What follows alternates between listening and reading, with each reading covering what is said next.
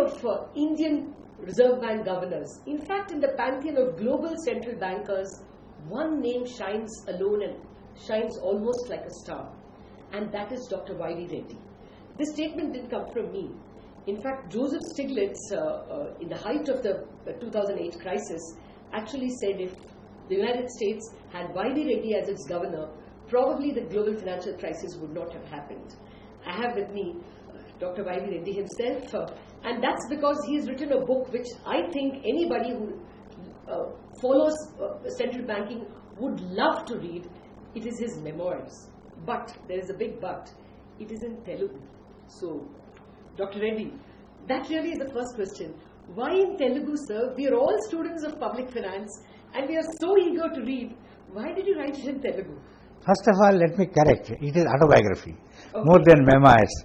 It's autobiography and it is in Telugu. My memoirs, in the sense of dealing with policy issues, that will be in English to satisfy people. Oh, that is very good.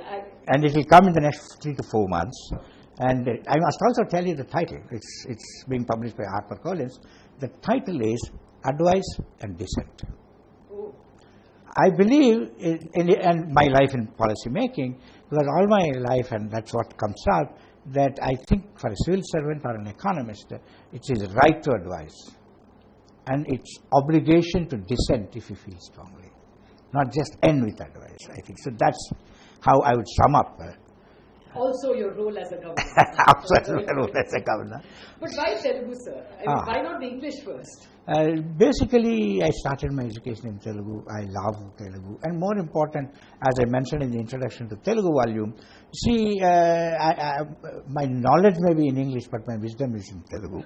My heart is more comfortable with Telugu. My mind may be. Analysis is English. But somehow for a sentimental reason, I wanted to write it in Telugu. And I had great pleasure in writing it. Well, someone has helped me translate most of the chapter headings, but I'm straight away going to chapter 23, or rather, yeah, chapter 23, which is on the BOP crisis. Okay, now one of the big, issues that for which we remember you and others you worked with, Dr. Rangarajan and Dr. Manmohan Singh, is the balance of payments crisis of 1991. What was your role? Do you see yourself as having, mitigated that crisis in any fashion?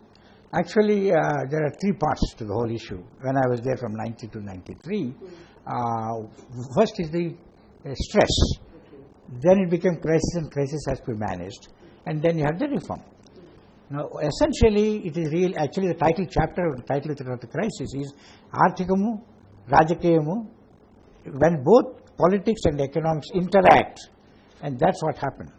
So, in a way, BOP crisis was really a crisis of political leadership, which could not handle the economic problems because they did not have stability or. Oh, there was a political vacuum at that time. In essence, yes, that's right. So, and therefore, in those 3 years, we had 3 prime ministers, 3 finance ministers, 3 finance secretaries. But one banking secretary. No, joint secretary. Okay. I was joint secretary in charge of balance of payments. Okay. So therefore, I was sort of a continuing factor. And in a way, while the decision making was at far higher level, I was merely joint secretary. But I had 2 advantages. One is I was the only continuing factor. And secondly, I knew almost all the players. And so they trusted whoever came. And so in that sense, I was privy to information and to some extent assistance. And perhaps even advice and dissent in that way. But in that case, whom would you give credit? Would you give for resolving that crisis? And I would think that we resolved that crisis admirably, because we have never had such a severe crisis of just 3 weeks of dollars to import oil. We have been much better off in at other times. Who would you give credit to the economists? Would you give credit to the bureaucrats, or would you give credit to the political leadership? I think as far as the economists is concerned, they have warned about the situation, both in the government, from outside the government. And as far as the bureaucrats are concerned, I think I'm sure they were also aware. I think in a way, therefore, the problem was essentially political management. And in that sense, it could be resolved only by proper political leadership. So if I have to give credit, I'll give it entirely to political management. by the Prime Minister of the day, P.V. Narasimha Rao. Okay. Because the problem was essentially political. The problem and the solution were known to the economists, to the bureaucrats, and both had briefed the political leadership. They didn't have authority or the skill or the capacity. So, therefore, I would say the credit for resolving. Now, the circumstances were favorable, all that is a different matter. When bureaucrats and economists were equipped, and in some senses, they made it happen. But the clinching factor, the same economists, the same bureaucrats were available even before. Then, would you say that in every crisis, even in the 1997 crisis, and again 2013 when there was a run on the rupee, it was political statesmanship. When the country had its back to the wall, it was the political leadership that came of age? There are slightly different, I would say. See, this particular BOP crisis was very unique in the sense it was our problem. It was our problem. We were in a mess and we had to. In other cases, it was defensive. So in the defensive situation, the technocrats can respond. And in fact, I would even say, I want to take this opportunity to say that during the period I was deputy governor, a lot of things happened and very few people noticed that we were unaffected. Very often you don't realize how the crises that were averted. In 98 there was a nuclear explosion, there was Kargil war, there was Y2K, there was Russian crisis. People didn't even know that it existed because preemptive actions were taken. So we should give credit for non-crisis also, for managing. Yes. So actually, let me come back to your chapter. Now, your next chapter, 27, is the chapter where you are speaking about stepping into RBI. Now, it was translated, and I was told that you were defense secretary, and you rejected that, and you became deputy governor. Now that looks like a lower position. Why did you agree? See, frankly, yes, I was told that I was being posted as defense secretary, and some alternatives were also indicated and Montek mentioned to me. But somehow I felt that I had interest in economics, and I was wanted in the Reserve Bank of India. So I moved over as deputy governor. Okay. I've been Rangarajan Sab was asking me, so I agreed. Okay, but would you do it even now? I mean, in are the same you happy position with that decision you took? Even now, if you have secretary and deputy governor, would you be deputy governor of the Reserve Bank? At this time, no way. No? No way. Why do you say that? In those days, there was a feeling that deputy governor is almost equal to secretary. Secretary? Yes. The deputy governor was asked. Because governor was very much above. He was almost on par with the minister. That's the general. There was no formal protocol, and there was a certain. So you would say that from your time to now, the governor's position has been devalued, and therefore the deputy governors also. Whatever it is, definitely I think there is a problem, especially after the legal amendments in the way the governor is selected, the way deputy governor is selected, the way they are interviewed. Basically, let me tell you, if a deputy governor has to be selected by an interview by a secretary, I was myself a secretary. I can't be interviewed by colleagues and juniors for a job. There's no way I would go, isn't it? So you think it should be restored to the governor because up until this current change, where the cabinet secretary is in charge of several appointments, the governor used to appoint the deputy governor. No, at the moment I think there's a committee where the cabinet secretary is the chairman, governor is a member. So in a way, therefore, now I think, let me be very frank, I have a feeling that the RBI is treated as a regulator. There is a confusion at a philosophical level. There are two types of confusion. To be very frank, my own suspicion is that the institutional identity of the RBI has been damaged. Okay. Let me be frank. Okay. See, earlier, the Reserve Bank of India is a monetary authority, yes, but it's a full-service central bank. It was in charge of many other things. The recent emphasis appeared as though that monetary policy is the main function. Governor is accountable to monetary policy. Then he is not accountable to regulation. He is not accountable to currency coins. there's a confusion about relative importance. Not that relative importance is being decided more outside than within. So there are two problems. One, upgrading, yes. taking out monetary policy. As putting it on a pedestal. And in your time, even the governor in charge of banking supervision would be in the committee, involved in the process. Currency coins, everything. The whole point, yes, because it's now they are taken out of monetary. So in a way, instead of being a full service central bank, it is primarily monetary and the rest. That's number one. There's a problem that's coming up. There's a second issue. In many of these procedures, they say all the regulators, and then the RBI comes in. Is the procedure applicable? The procedure applicable for a regulator has to be different from a procedure applicable to the monetary authority, a central bank. In a central bank, regulation is one function.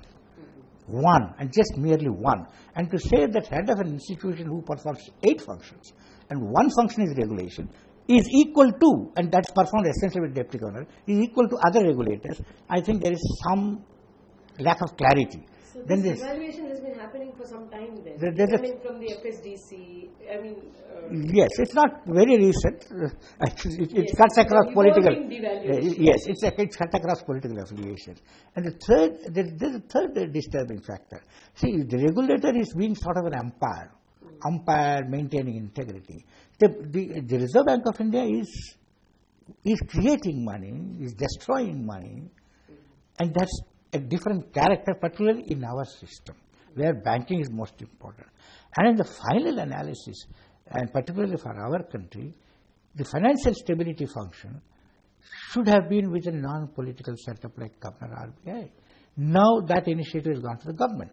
In most emerging market economies, the financial instability and political instability happen at the same time, as it happened even when I was there in 2004.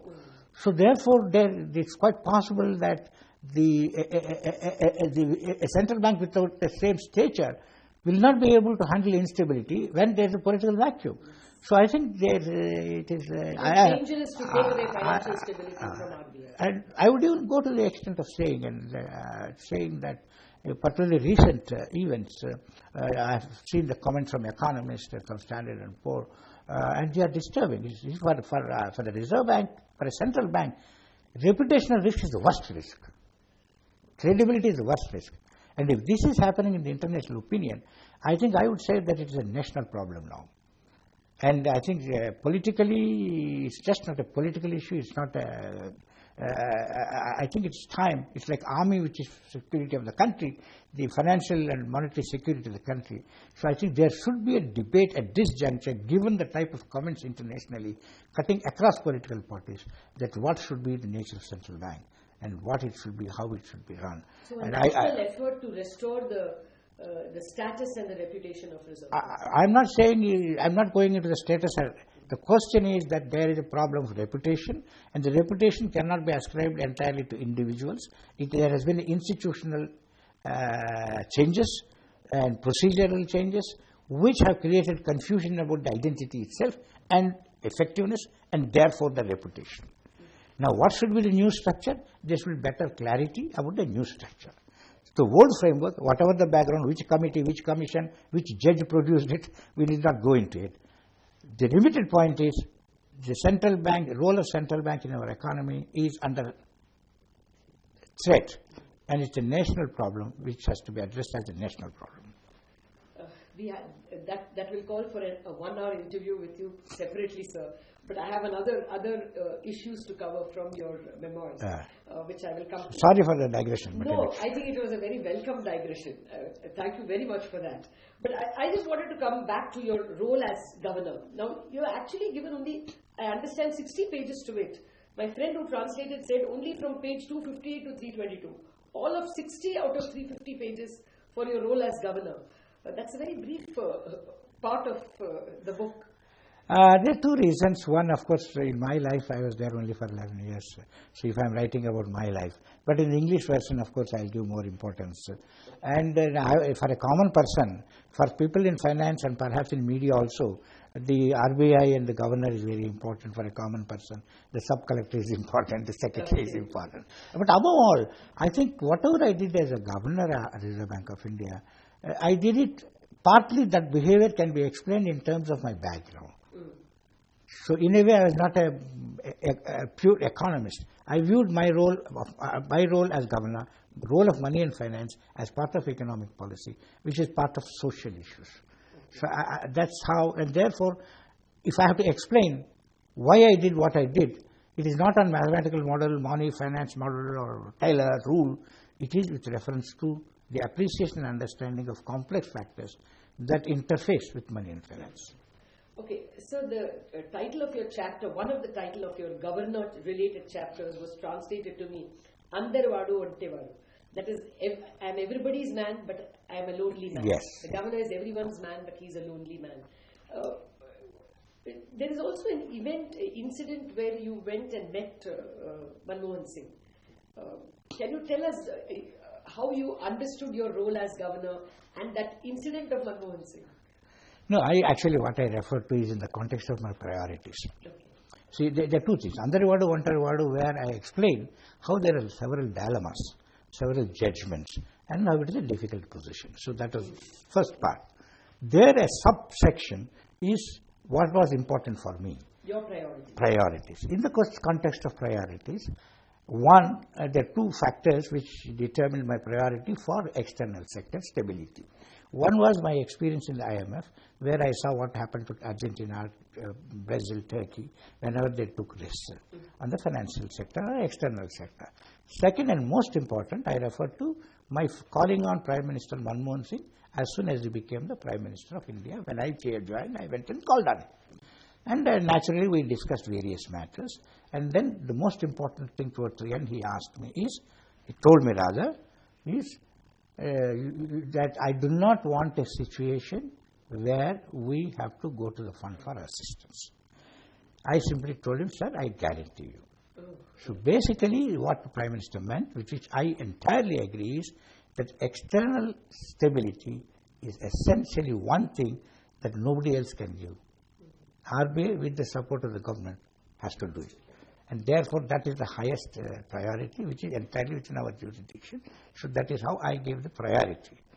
And then, but it is also very important that the financial sector is related to several other aspects, and that's how I try to say. But when you take a decision, you are lonely. There are not many people with whom you can consult, unlike a cabinet. So you may be lonely, ultimately the buck stops with you. The buck stops with you. Oh. That's fair, sir. Okay, now, I remember this, and I believe you have said it in your chapter, that one of the first decisions you took was you banned overseas corporate bodies. Because I remember that press release and the argument you made, you don't know the beneficial owner, so I don't want them to invest in India. I don't want them to bring money in. And you expected that participatory notes also, you were suspicious of them because you don't know the beneficial owner. I remember RBI even wrote a dissent note in that discussion, I think in a paper which, in a committee which Ashok Lahiri was heading. Can you tell us, why did you ban overseas corporate bodies, and what was your contribution to the fight against black money? Okay. See, basically, let me start. I did not invent anything. I did not discover anything. I just acted upon what was virtually on record, namely the Joint Parliamentary Committee report. In the context of Ketan Parekh scam, there was sufficient indication that two possible sources of round-tripping were overseas corporate bodies and participatory notes. Faceless, nameless, unknown investors could come and play. And much of it may be the black money which has gone out of the country. Now, given the evidence and the whole file was processed, but as soon as I came in, I simply took the decision in the evening. But I had consulted the Chairman SEBI, because there are two routes and both had to be simultaneously stopped if we have to handle the possible incentive to take black money from inside, go outside and come back. So we did it at OCB. By next morning, the finance minister called, I explained, so we continued with that. Participatory notes, somehow, that was not banned, that was kept open.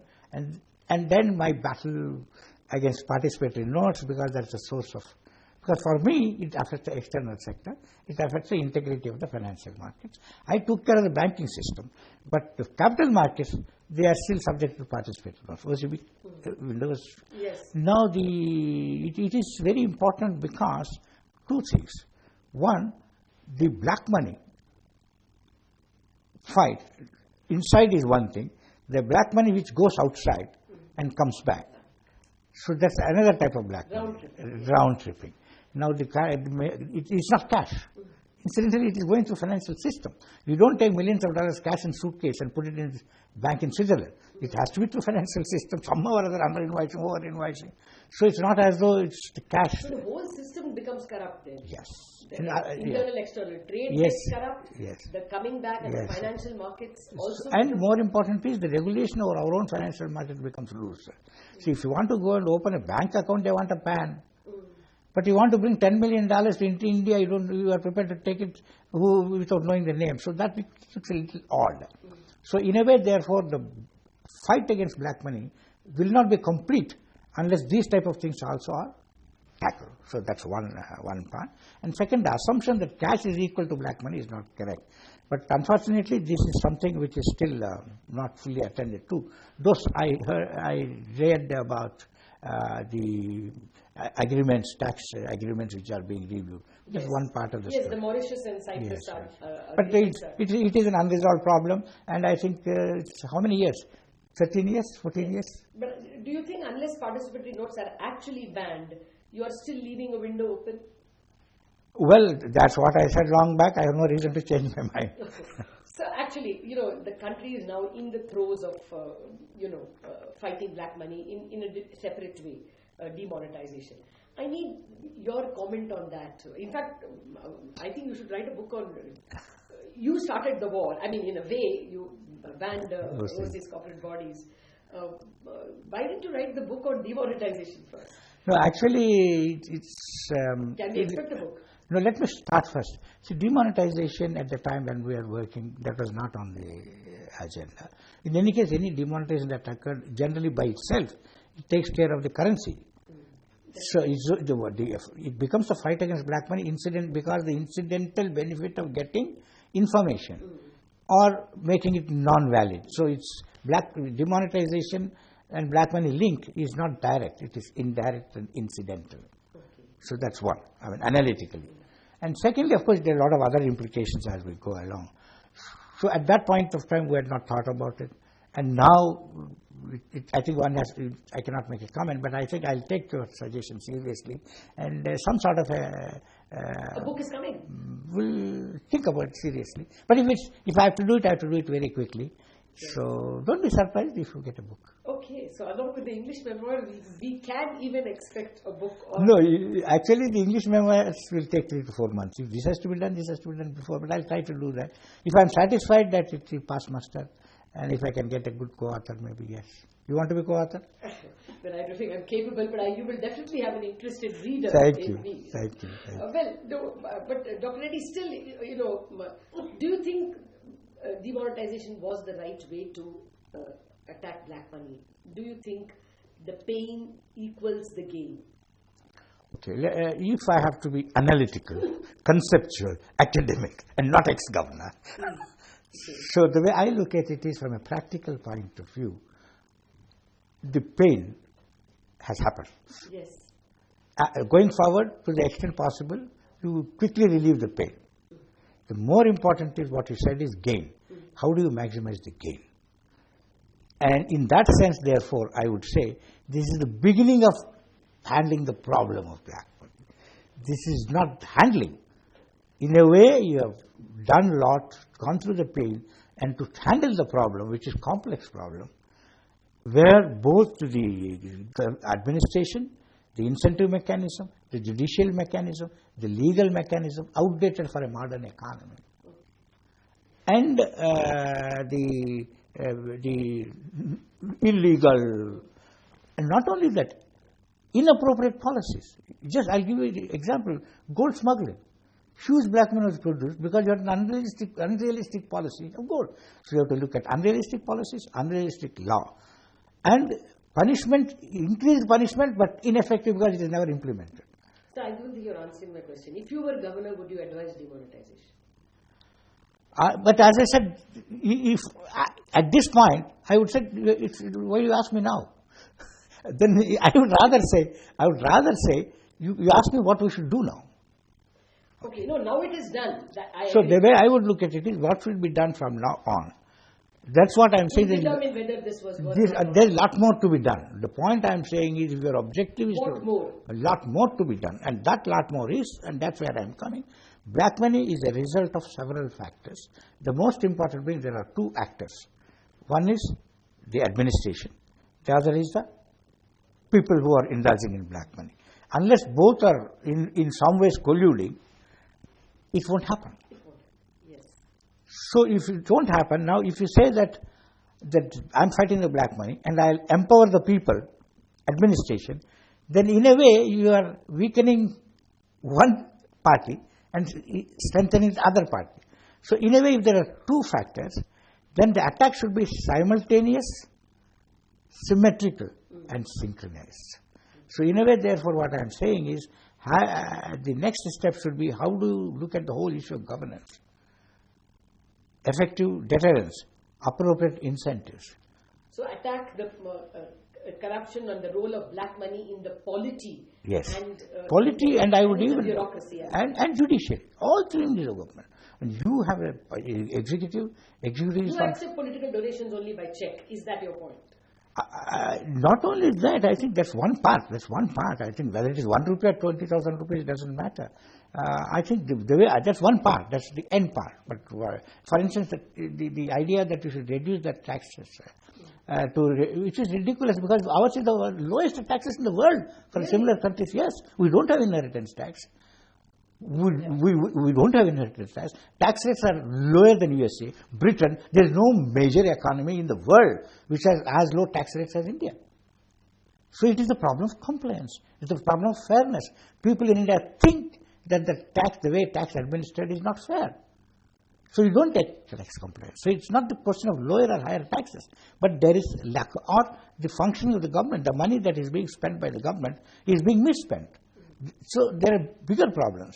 So, and similarly, judiciary, there is no judicial redressal.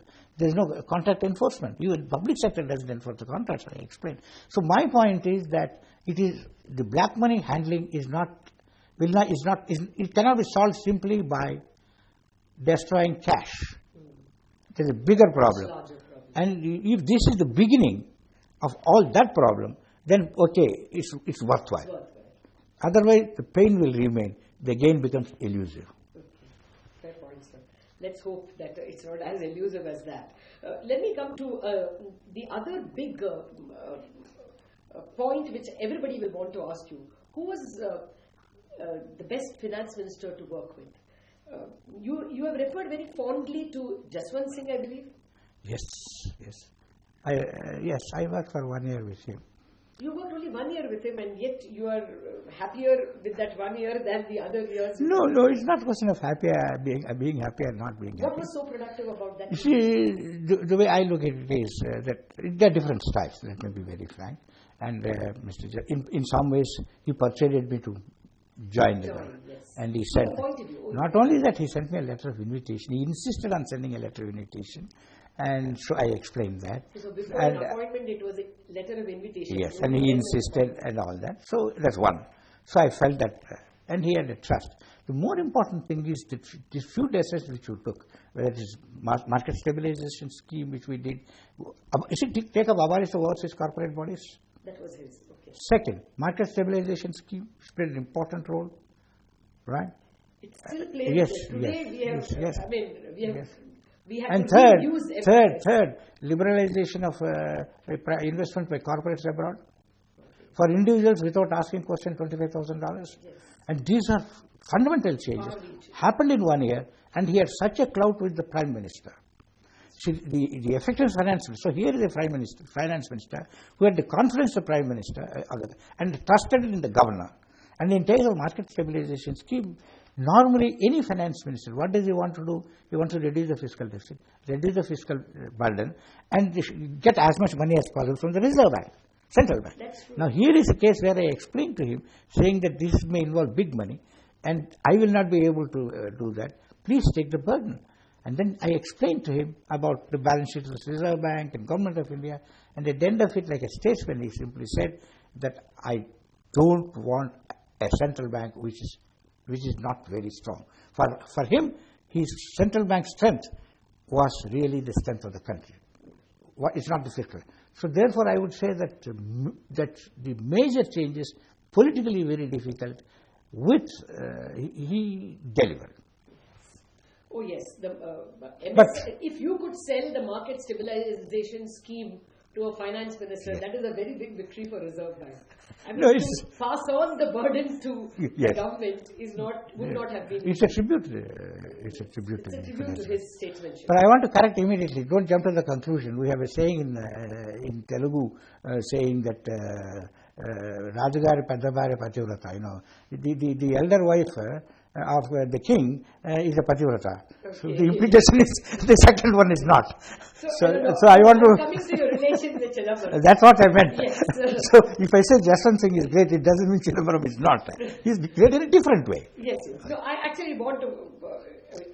I think we're running out of time. So my last question is on that. You have said that where you, in fact, translating that, you said where we disagreed intensely. And yet you say that it was a very productive period. Yes. How can it be both? Yes, it can be both, because where we disagreed, 10% we disagreed. But where we agreed, we were very effective. And that is a lot. And if you just see the number of decisions, including the legislation with regard to CRR, legislation with regard to SLR, Government Securities Act, NBFCs. So therefore, where we agreed, and which was 90%, is very productive. But as I keep saying, when the husband and wife are loving, nobody notices. But when they quarrel, the neighbors know that there's a quarrel. Okay. So in that sense, it was like that. But it was a very productive period as well. Overall. Okay. All right. Well, so finally, 14th Finance Commission. One of the concepts I remember in the 14th Finance Commission, and I believe you're referring to that in the book as well, is the concept of a fiscal council. Can you explain? A fiscal council is a council which vets the budget, which tells you exactly what is the fiscal implications of the budgetary proposals. Yes. Why do you think that is such an important council? All over the world, there is a consensus that ex post, you have public accounts committee, CAG audit, but ex ante, the people should know what the budget is, so that even the elected representatives understand the implications before the vote. And increasingly, it's becoming complex. And so it's a globally preferred practice, and we recommended that in that background, and we felt that it's a good idea to have fiscal council. But I would say contextually, in the current context, it's of special importance, I would say, because the demonetization and various measures, apart from the recent controversy about the transfer of reserves from the RBI to the government, and now there is a feeling that there will be some windfall gain, whether large or small, sort of windfall gain due to the reduction of liability of the RBI. Now, what do you do with that? Does it become reserves? Does it get transferred this year? It is spread over the few years. And so these are issues which are unprecedented, which have a lot of implications, which have to make three types of choices. The burden between banking system, and central bank and the government. The burden between this generation and future generations. And the distribution of burden and benefit between the people and the government. So, and in these matters, whatever the budget says, people could become controversial. Therefore, it may be a good idea. At this juncture, fiscal council may be more beneficial than when we recommend it, so that they can explain. They are the experts, they can explain, and there will be a framework of independent expertise on a critical matter like this. So that the fiscal council is an independent body. Yes, and it becomes less contentious. Analyzes the budget. And the debate will become hopefully less contentious and more informed. Hopefully, sir. Actually, you have said that one of your contributions in one of the chapters you have said is the contribution to the RBI annual report. In fact, now that becomes very critical. At the moment, the question is academic, because out of the 15.4 lakh crore, we understand almost 15 lakh crore has come back. But if it had been, say, 14 lakh crore, it was expected that the Reserve Bank would give a 1.5 lakh crore dividend to the government. Do you think all this ultimately is a good practice? If such a dividend had come to pass, what would your comment be on this plan itself? So basically, the RBI balance sheet is different from the other balance sheets. So let me give an example. RBI, when there is excess liquidity, what do? They issue bonds, take the money in and pay interest rate. They don't require money. They create money. But they are paying interest to destroy money. Okay. That means they are incurring expenditure. So you find a situation where RBI is incurring expenditure to destroy money. To destroy money. It can create money and destroy money. So therefore the balance sheet does not drive. Balance sheet is a result of operations which are undertaken with macroeconomic objectives. First. Second, whatever the reserves happen, and that is within the public sector. So government and RBI in a consolidated balance sheet, it makes no difference to the rest of the world, whatever they do in between, as long as it is confined to in between. The transfer to reserve simply means for that moment you are suppressing the money. Transfer to government means you are giving the money to the government. If it is additional, then you are going to spend more. Now, by spending more, if there is addition to money supply, then the RBI has to come and destroy the money supply. So, in other words, even if they give excess money to government, they will have to end up taking out the money because of the stability. So, therefore, I think this whole issue should be used in the context of macroeconomy and money supply, rather than a question of somehow somebody is getting a profit and instead of they are spending money, I spend money. No, when the results are with the RBI, it doesn't spend the money. When it comes to government, they may spend the money. Okay. So the implications are different. Okay. That's why, in fact, in a way, I said Fiscal Council may help get certain fuller understanding of this relationship between fiscal policy, monetary policy, and financial sector. So I'm looking forward to the English version of the book, where I assume many of your concepts I will better understand. But more importantly, I do hope you write that book on demonetization as early as you can, because I guess a lot of these concepts is something which should become a part of public debate. One of the big things we have heard from experts is never waste a crisis. Well, let's hope you will help us understand more about finances through that book. I really look forward to that book. Thank you. Thank you for your time today. Thank you for coming over.